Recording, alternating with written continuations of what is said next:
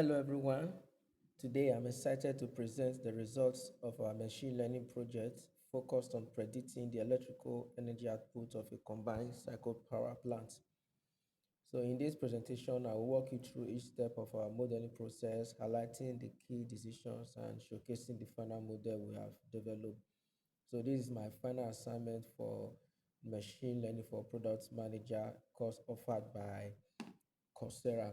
So, firstly, let's get to see the problem and then understand the approach. So, to begin with, we delve into the problem of predicting the electrical energy output because this is actually a critical aspect of the combined cycle power plant operation.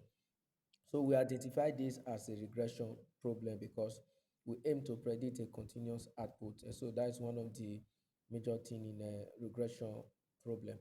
There has to be a continuous output. So our approach involves using a suite of machine learning algorithms to find the most accurate model for our data.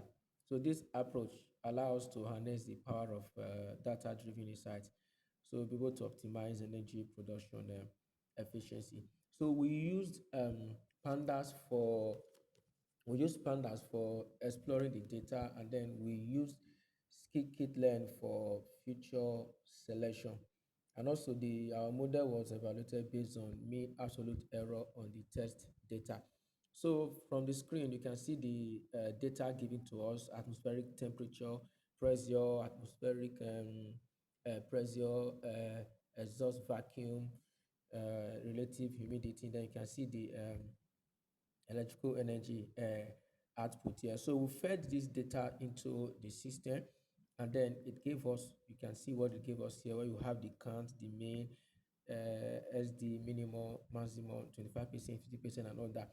Now, from the count, you can actually see it has 9568 on all of them.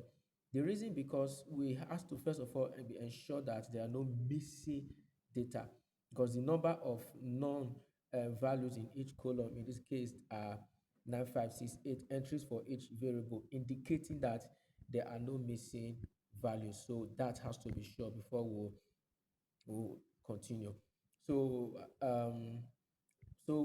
the system worked on this, and then but firstly I'm using uh, Python for this modeling. It's actually my first program on uh, Python. So let's look at the validation strategy and then model comparison. So to rigorously evaluate our models, we split our data into training and test. So what we did was we used 80% for training and then 20% for testing. So our model comparison, we employed cross validation because cross validation is actually a robust technique that help to minimize the risk of overfitting. We have to ensure that there's no overfitting. So the models were also compared based on mean absolute error metrics, uh, providing a clear measure of predictive accuracy. So our final model actually was forest regression. Forest regressor actually emerged as the top performing model because it showcased its ability to generalize well to unsee data. So let's see. First of all, let's look at the correlation here. So we compute the correlation matrix, as you can see, plotting the heat map. Now you see what we have here.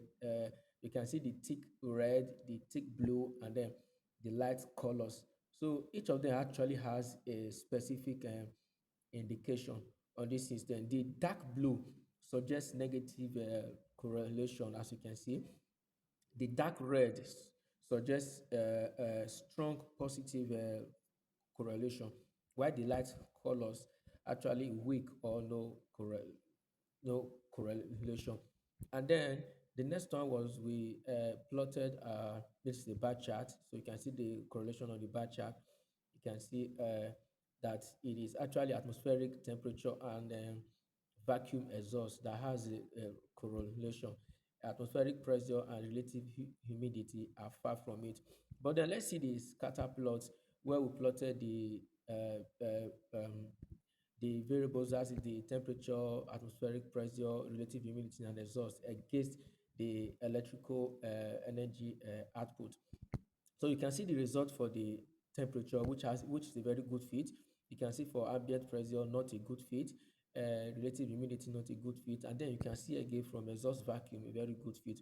So our system calculated the mean absolute error on the test set to be value you can see 3.59, which shows that random forest regressor actually the best fit for this model. Thank you.